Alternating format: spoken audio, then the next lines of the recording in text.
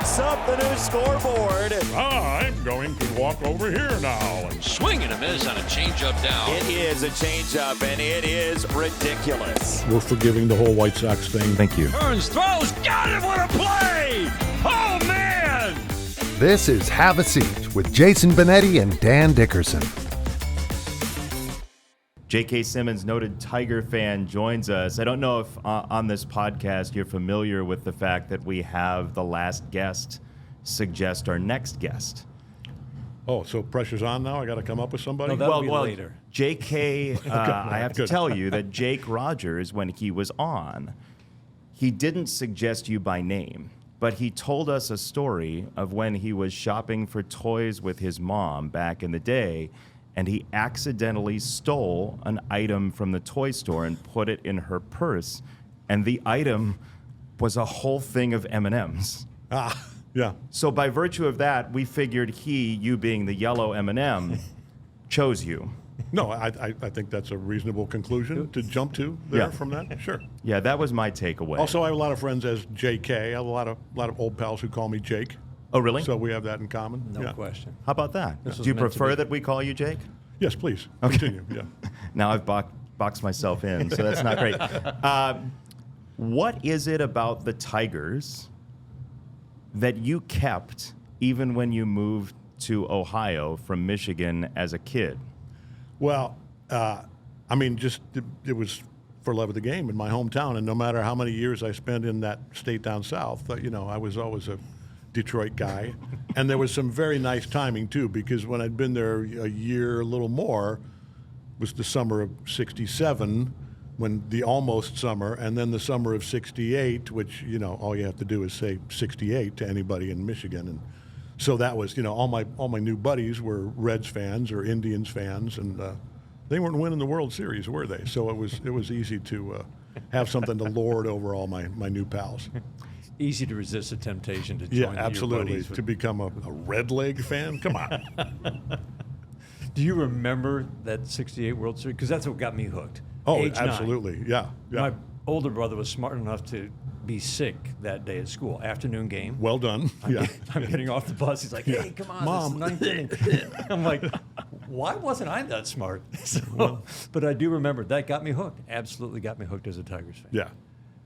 We are on today, as we record this, the 40th anniversary of the 35-5 start in '84. And I'll bet you can remember that in terms of just You mean of Game 40? game 40 of that 35-5 start. And you were in New York at the time, right? But do you remember following them from afar and being amazed by that team as well? It was unbelievable. That was I'd been in New York for about a year, yeah.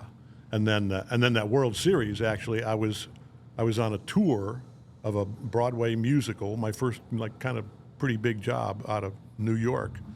And one of the guys who's still a very close pal of mine that I met on that job, Greg Edelman, a Broadway stalwart, was a big Cubs fan. And so during the playoffs, we were like, oh, here we go. It's on. It's got to be going to Tigers be Cubs, Cubs, right? And then oops. Well, sorry, pal, but I'm still feeling pretty good. How did you follow the games at that point? How did you be a hardcore fan back then for the younger part of our audience? Well, it was Ernie Harwell. I mean, you couldn't always get it, but whenever I was driving anywhere, within a several 100-mile radius, I was trying to tune it in. And then, and then the paper, box scores. And that was, the USA Today was a thing then, so you didn't have to read the New York papers, right. You could read a decent little blurb about every team. And then Peter Gammons had the Baseball Weekly going for quite a while that was like late 80s and into the 90s, right? Yeah. Before we all had Sirius Radio and all that stuff, which is the only reason I ever had. Nothing against Sirius Radio. It's a great company, but I've always had them in my cars in L.A., only to listen to the Tigers games. Wow. So as you watch games, right, I'm sure there's a level of emotion. We talked about it when you were with us in New York. Yeah. How does your emotion that you expend on the Tigers compare to the emotion you use when you're on stage or in a show or movie? I'm not sure I should admit the distinction between those two. It's honestly, when we get like in the good years, when we're getting down to the nitty gritty in September or into the postseason, it definitely far exceeds most of what I expend at work.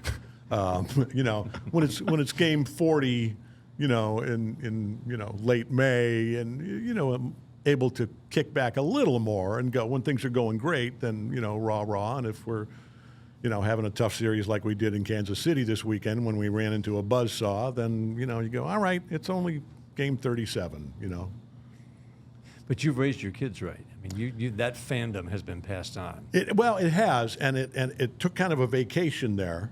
When they were little, I had them both indoctrinated pretty well, and I was able to. I had a great job in L.A. When we moved out there when they were little.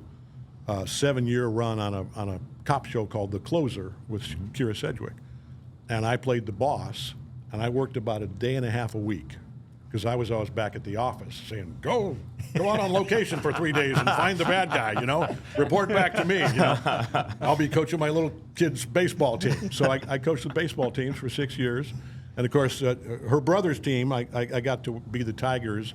I couldn't be the coach for both, so I was an assistant coach on my daughter's team for 4 years. And they were, pretty diehard Tigers fans. And then, middle school and high school and other interests come along, and I think it kind of faded a little bit, but it's made a big rebound in the college years, and they're both now recent college graduates.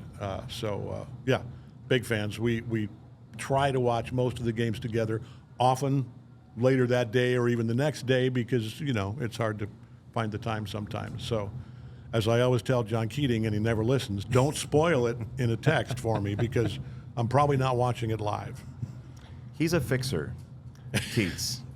That's what I've gathered. You tell him something once, and he'll do it 15 times later. Oh, yeah. Intentionally, I assume. I mean... No question. Yeah. What is it about watching baseball with your family? Oh, it's the best. With your family or your close friends, your old pals, and obviously coming to the ballpark, my kids are both here with me for tonight's game and tomorrow.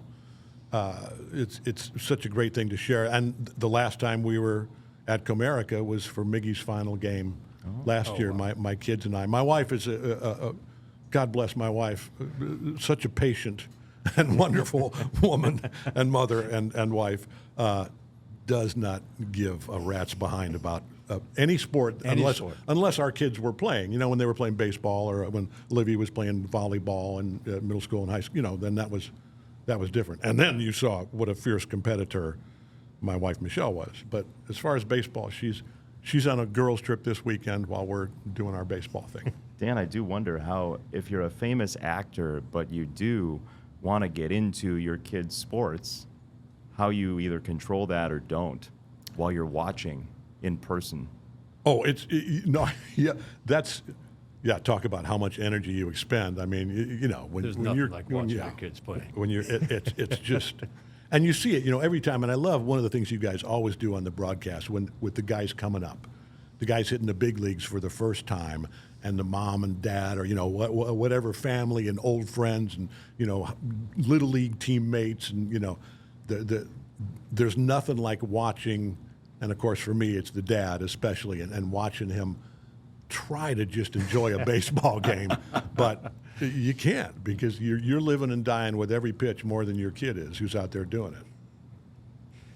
Then you get to put on it wasn't the Old English D though, was it? It was the road uniform in For Love of the Game. It was the orange English D. Right. Yeah.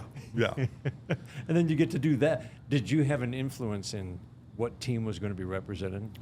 No, that's a great little novella, I guess you'd call it, For Love of the Game. And I wish I could remember the author's name. It's a beautiful book. See the movie and read the book as well. And that was my first time I met the great Sam Raimi, big Hollywood director, Michigan guy. I had no idea he was a Michigan guy. All I knew was I was a theater actor in New York trying to make the transition to movies and TV, and somehow I got in a room with the director of a movie about the Detroit Tigers, and I was given not even the script, just one scene. I was supposed to be auditioning to play the team trainer, Is that to right? play Kevin Rand, basically, and who had, I think, 2 lines in the movie. And I went in there like a idiot. Tigers cap, Tigers jersey, and I never did that for auditions. I was never the guy who's like, oh, I'm going to put on a bow tie for this character, be Orville Redenbacher. But I was, I just couldn't not.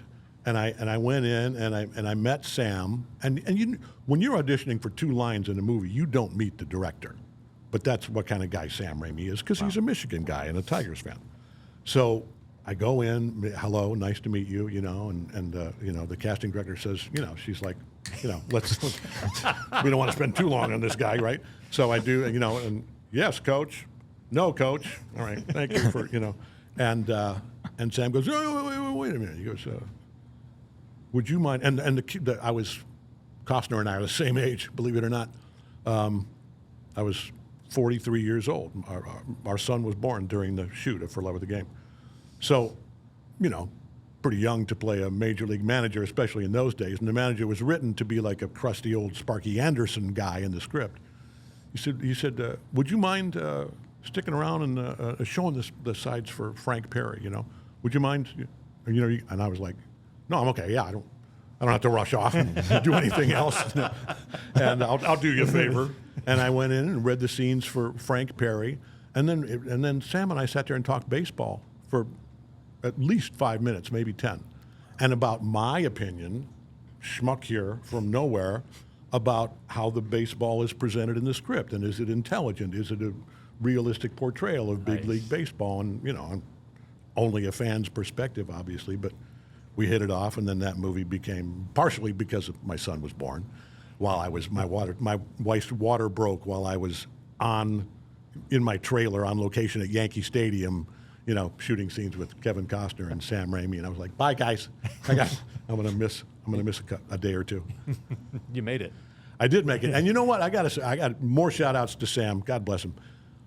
He and the producers of that movie, because there were some, I couldn't go right back because there was some stuff with my wife.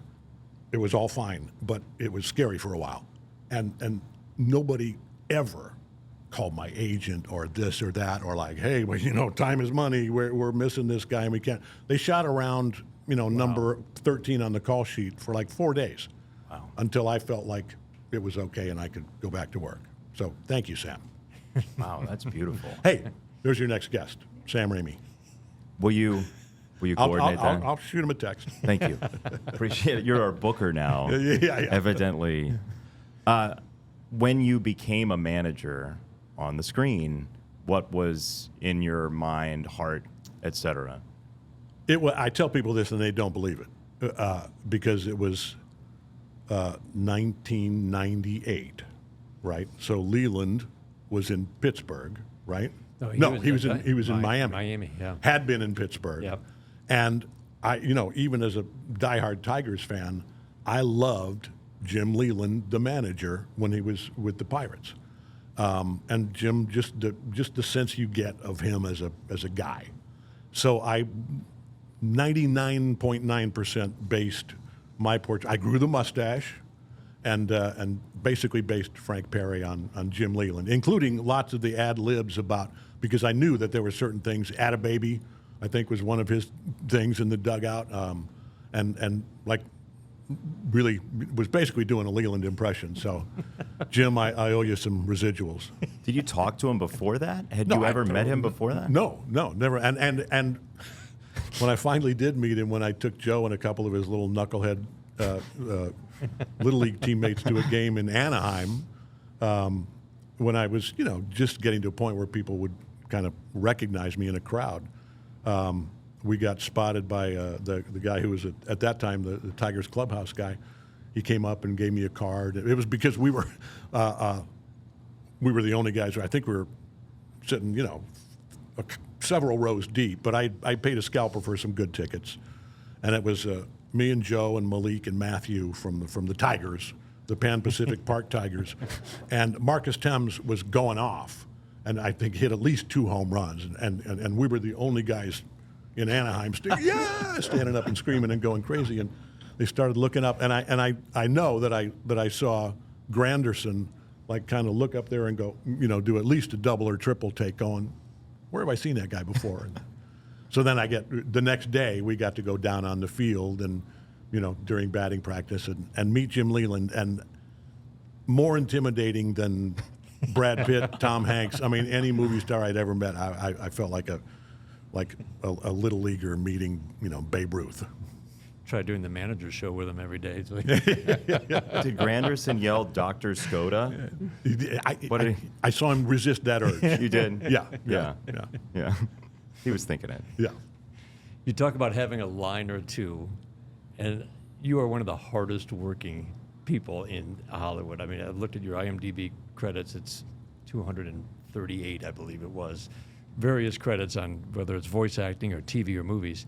And I always think of, there's a great podcast, Connor Ratliff, called Dead Eyes, where he had 2 lines in a Band of Brothers episode. Tom Hanks decided he was not going to get those lines because he had dead eyes. So this whole podcast is about why didn't I get it? And it leads to, talking with Tom Hanks. But it really gave me an appreciation for if you get something with a line as an actor, an aspiring actor on the way up, that's a big deal, isn't it? Oh, it's gigantic. And you put so much pressure on yourself. I mean, those are the hardest jobs there are for actors, who they hope are on their way up, right. Who are starting out and get that. They used to, I don't know if it's still a thing with the union, but they used to, when you get a little blurb on a TV show, there was you could be an extra, or you could be a day player, which is like you're one of the big boys, or you could be an under 5, where you literally have under 5 lines of dialogue, and they could pay you $75 less than the day player guy. But there's so much pressure on you. And one of my very first ones was on a soap opera, which is not the world's height of drama, but you remember it. But I remember, because I was just quaking in my boots, because there's so much pressure on you. Hit your mark, say your thing, blah blah blah. Don't ruin everybody's day who's trying to get home to their family for dinner. Yeah, it's a lot of pressure. And I tried to, always be the guy giving the kind and gentle vibes to those, once I was an established guy, and on a show like The Closer, where you get nervous actors in every day who are having their, I have a scene with Kira Sedgwick, and and just to try and, help them just be a human being and help them calm down and live in the moment. Not a small thing. So Dan mentioned how hardworking you are. We were looking at your... I mean, if you want to call it work, it's... Well, we talk about sports for a living. So when people ask us, like, how do you deal with the travel? It's like, this isn't a job. This is a dream. This is a dream. Yeah. We had noticed, though, that you, at a number of times, or at least a couple times in your career, are doing multiple projects at once, or at least it's the same year that it comes out. How do you do that? Well, I mean... A lot of that is, going back to Brad Pitt and Tom Hanks. I mean, I'm rarely am I number one on the call sheet. So, I mean, a lot of times you see, he did, 5 movies in, 2000 whatever. Well, I might have worked 2 weeks on one of them and a month on the other, and 1 week on, I actually the last 2 things I've done. I did a little part with Jason Reitman in a film about Saturday Night Live in 1975, and I came in for a week and did a little, great, fun little part. And just before that, I did there's a sequel to The Accountant with Ben Affleck and John Bernthal, Cynthia Dye Robinson, and my part was, I think it was maybe 2 weeks on that one, including getting my butt kicked by some Eastern European mercenaries in a public men's room. Just not that you asked, but that was part of the show. I just kept talking, didn't I? Yeah. No, that was at work, actually. Yeah. Who among us? One of those shows was Oz, that you feel really is the one that you get asked about maybe the most, or people recognize you the most. Vernon Schillinger. I have not seen the show. Schillinger. Schillinger. Oh, That was a real hot spot with Vern. Here's Vern the got upset when pronunciation people. guide for all of Hollywood. No, that was actually hilarious because this is like an hour and a half podcast, right? Yeah. Because one of those things, especially the first few episodes of a new show, and a show like that, there's 50 characters on this show. And my character was named Vern Schillinger. He was obviously of German descent. He was a Nazi, white supremacist bastard. And I pronounced the name, not like a total German, but Schillinger, not Schillinger. Right. Well, we find out like 5 days into shooting that when people were talking about me in scenes that I'm not in, they're saying Schillinger. So Tom Fontana, another right up there with Sam Raimi, is one of my favorite bosses ever. I'm sort of pointing that out to him, and he goes, "All right, well, do something with it." Like so every time we would interact, with some guy and somebody would call me Schillinger, I would just lose my mind. Oh, funny. Put a Nazi tattoo on his forehead or whatever. Yeah. So we're both fascinated by it. You seem like a rather nice fellow. Some of the characters. That's the acting. Let's get into that. Let's see if that's true. In the 1968 Tiger Suite. The characters that you played some, we've noticed that some are sociopaths and some are murderous sociopaths. Yeah, there's So a different there's adjective different- associated with some of them. Yeah, so there's a distinction there. But with Schillinger on Oz, not a good guy. But you said not only was that one that helped you really kind of rise to prominence or help launch you in other careers, but you talked about what a joy it was. And I thought, wow, so you're playing this guy, not a great guy, but as soon as the day ends, you're out of that character and you are enjoying thoroughly all the people that you're working with. Yeah, and especially, I think the first season, a lot of us, because it was really a lot of relatively unknown actors who were mostly theater guys. It was a New York show, and it was a big thing for a lot of us. And we used to joke that it was a bunch of musical theater weenies pretending to be tough guys, and Chuck Zito, who was a biker, playing a biker.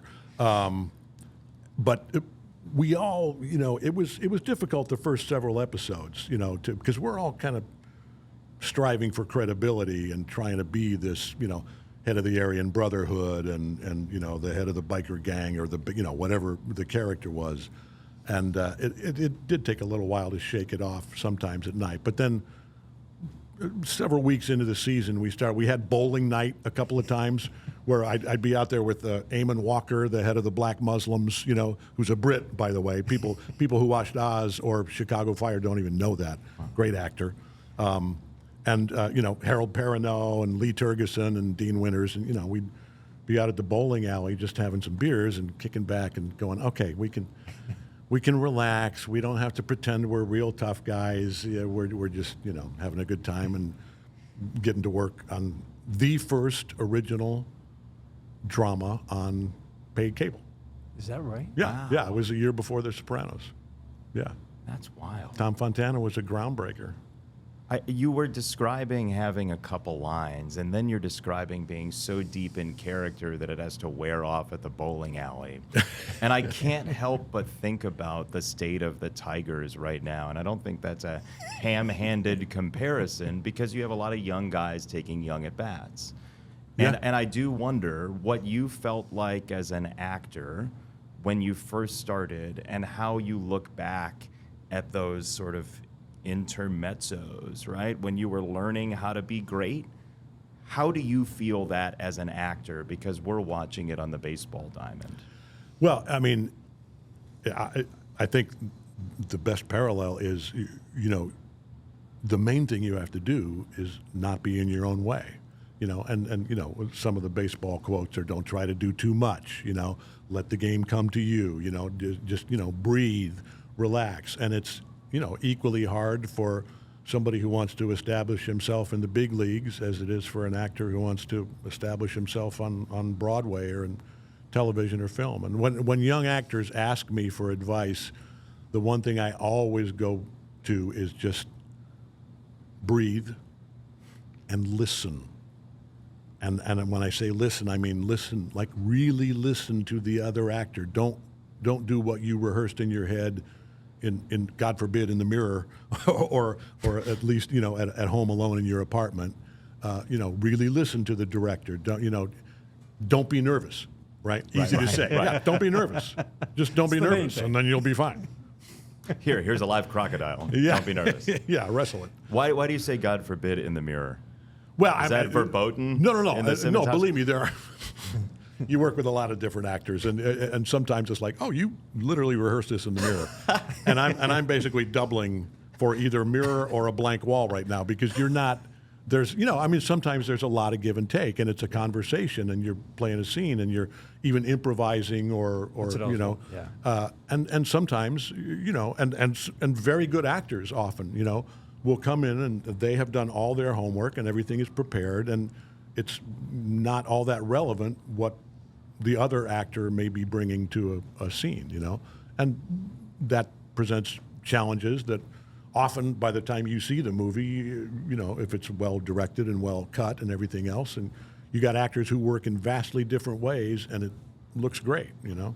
So there's a lot of different kinds of pros, and, you know, we all have our ways that we think are the best way to do it. But when you really listen, that's when you might change the dialogue, like you said, a little bit, or say it in a different way. Yeah, just really incorporate what's coming at you and let it feed what's coming out of you, just like any conversation. Like when a cymbal's coming at you. Yeah, for example, or a chair, whatever, yeah. Or something like that. Yeah. Well, God, I knew we that were going was to get fun. to this. I'm Well, surprised you waited this long. Look, you told us on the air when you did the game with us for an inning that it was the script that you really understood throughout Whiplash. And I just wonder what it was in that spoke to you in what you do.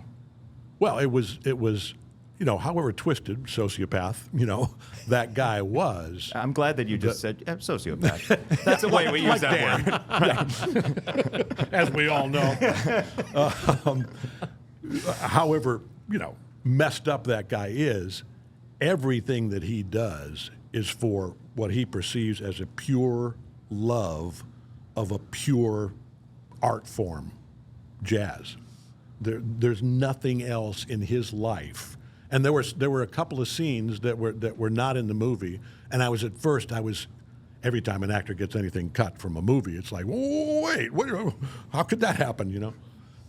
And Damien was very kind and generous about letting me even be a part of weighing in from time to time on the editing. But there were a couple scenes of my character alone by himself at home, seeing this sad life that he has, and even a picture of, it was my wife and daughter, you know, Really? a little bit baby or young, that was never really referred to, but it was like something happened there, you know, because he's living this very Spartan life home alone, and having his, you know, healthy TV dinner and his red wine and his proper napkin, and then sitting back in a chair and listening to jazz and weeping, you know, because that's all his life is. So, you know, most of us have something in life that we're really passionate about, and you amplify that times 1,000 for a guy like Terrence Fletcher, and plus I understood the music because I'd studied music, and so it was just a gift that was handed to me, and it fit like a glove. We like talking about origin stories or how you got to where you are, and I just love the Big Fork Summer Theater beginnings. Big Fork Summer Playhouse. Playhouse, I'm sorry. Yeah, I can't even read my yeah. own writing. Schillinger. I mean, in case people are looking it up online. But you were, as you said, musical family, you were a singer and conductor as well, right? You had studied to be... Yeah. I didn't know if I wanted to be Leonard Bernstein or, and nobody under my age is going to know this name, Robert Merrill, who was a great opera singer of that generation. I was a classical guy and segued into musical theater. You always have to have someone who believes in you, and it sounds like Don Thompson was the guy that you'd met at U of M, Montana, University of Montana, who said he didn't even know what his range was, meaning you as your potential as an actor. You didn't think you were very good. When did you figure that you could go from singing to acting, or that you wanted to? Well, that was, I actually first met Don And by the way, the other Don was my dad, Don Simmons, and my mom, Pat Simmons, who were the constant sources of support and encouragement with whatever their kids wanted to do.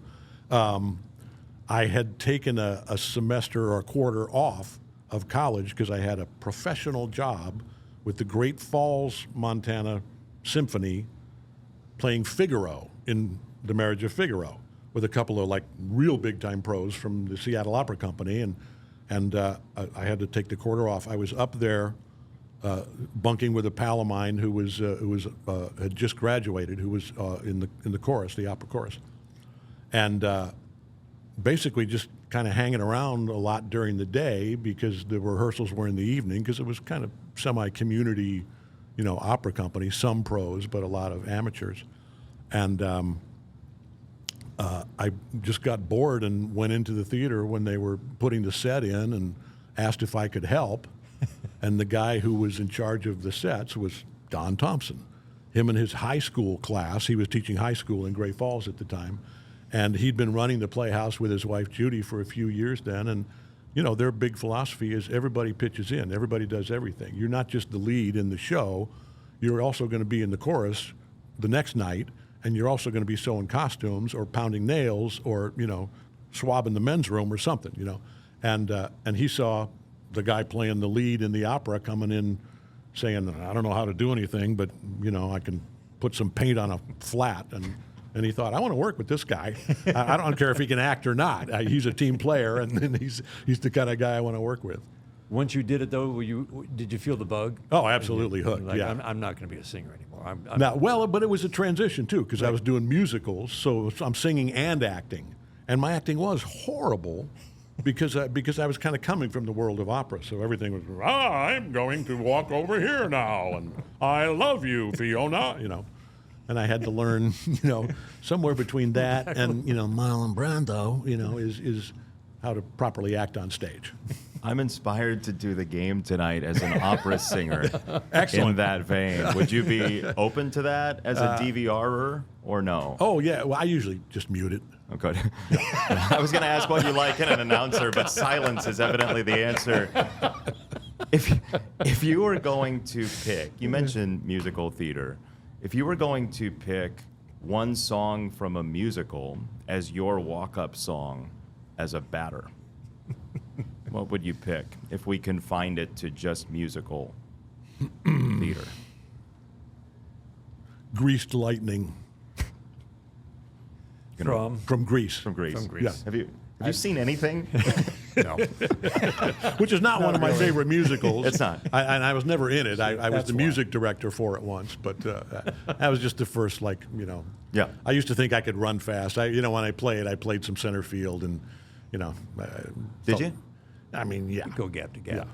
Well, I could go get them a little bit. If we watched old video of J.K. Simmons playing center field, what trait would stand out the most?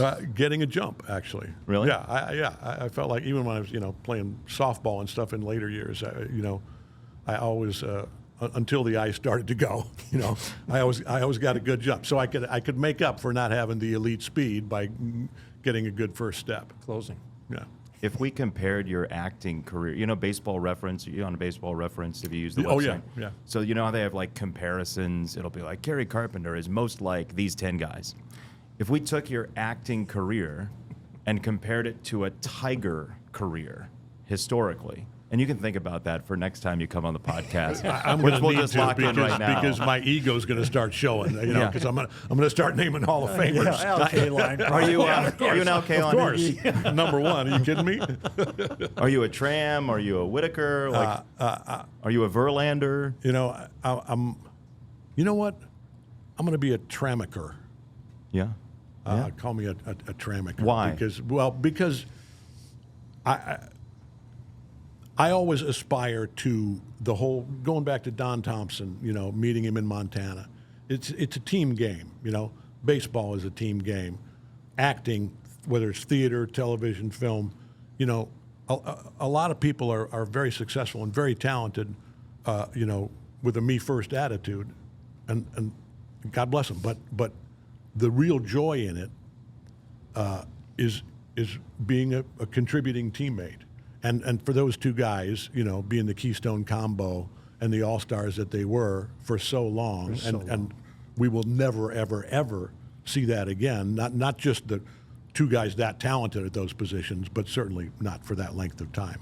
That I would aspire to be half and half.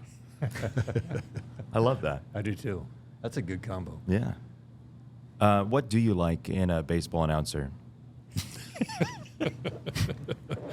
You know what? I'm gonna get semi-serious here. Love of the game, got to be number one, right? And that comes across, with you in the booth, with Simo, with all the guys, with Gibby. I always feel that on the Tigers broadcasts, and you feel it in a lot of the regional broadcasts. I got a friend who's a Reds fan. I like to watch them. When I have lots of time on my hands, and to me, I especially like the local. I mean, obviously, you're watching national games, whether it's NFL or Major League Baseball, and there's a polish, that might be, that you might not always see in I'm not. I don't want to name any other teams. But here's a list of announcers I don't particularly care for. No. But I do. What I love is the combination that you guys have here in Detroit of that sense of you're Michigan, you're Detroit. I mean, we're forgiving the whole White Sox thing. Thank you. Whatever.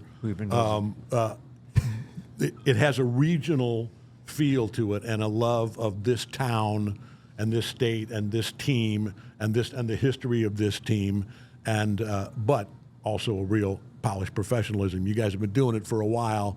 To the way that you can go back and forth between like actually narrating the game and having sounds like a casual conversation like I would be with my baseball fan buddies or my kids sitting on the couch, and that you do it so naturally and seamlessly and always with the love for the game and for your opportunity to be doing what you're doing. And for that answer, you get this Dan Dickerson bobblehead to carry with you. Well, Thank you so much. Next time I get a Benetti? Yeah, that one.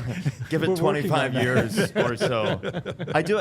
In all seriousness, though, Dan's a teacher at Michigan State, and I know that in the acting world and in Hollywood, there has been talk about writers and how valuable they are. And in our line of work in sportscasting, there are, some things that have happened that have changed the way we do games, whether it be in a studio during the pandemic or whatever. And I do wonder, as you tell people, and Dan, I don't think is going to mind that I say that he has a son who's a writer, who's into that sort of thing as well.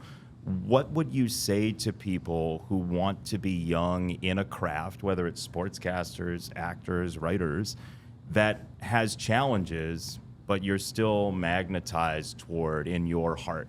How would you tell people to do that or not? You immediately reminded me of something that was dear to my heart when I was in college, that stage in life, studying classical music and thinking, I mean, what are the odds? There's not a lot of Leonard Bernsteins out there, and I'm not that talented, but I love this so much. I want to create music. I want to create art. I want to, this is what and I can't remember who introduced me to it, but the Rainer Maria Rilke book, Letters to a Young Poet, which is Rilke was a famous poet at the time, 19th century, and some young, aspiring, heartbroken poet, struggling, wrote him this series of letters, and Rilke kept returning his letters with advice about life and about art and about love and about everything that's important.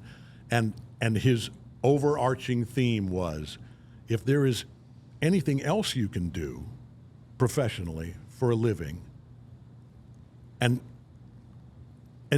be okay with it, and then live the rest of your life and find the joy with your partner or your children or your friends, do that. Don't do this. This is hard. This is very hard, playing baseball professionally, being an actor. only do this if you can look at yourself and go, there is nothing else that will make me fulfilled. And of course, 99.9% are going to look in that mirror and go, that's me. It has to be me. There's nothing else I can do. But I always feel like if I can talk that 1/10 of 1% out of it, then I have less competition out there. That's really the be-all and end-all of it. That's perfect. outstanding. That's perfect. Does he have to? Shall we let him go? No, but he has to pick our next. You do guest. have to pick our next guest. Which Tiger would you like to hear from most? And it can be Ben Fiddleman. Ben Fiddleman is going to be a close second. Well, I am, and it's going to be a hard get because I don't know, when he'll be in Michigan next. But I am going to first say Sam Raimi. I'm going to also seriously say another wonderful Michigan actor, Jeff Daniels. Obviously, as we all know, big Tigers fan as well. Now, let me see. Somebody actually with the team that you haven't had on yet. Who do you watch and you say, that guy intrigues me? I wonder. Well, I mean, most of them. All of them. Here's the list of announcers I don't like and Tigers I don't like. Torque. Torque? Yeah. What do you want us to ask Torque that you haven't heard him say? What would be your second best choice for a nickname? Because the first one is just so right there. And did he ever have a second? Did he ever have a choice? Yeah, it was just meant to be. I mean, your daddy's named Torque or Torkelson, then you should go be a big league hitter. Awesome, J.K. Simmons. Thank you so much. Thank you. My pleasure, guys. What a Really pleasure. enjoyed it. Thank you.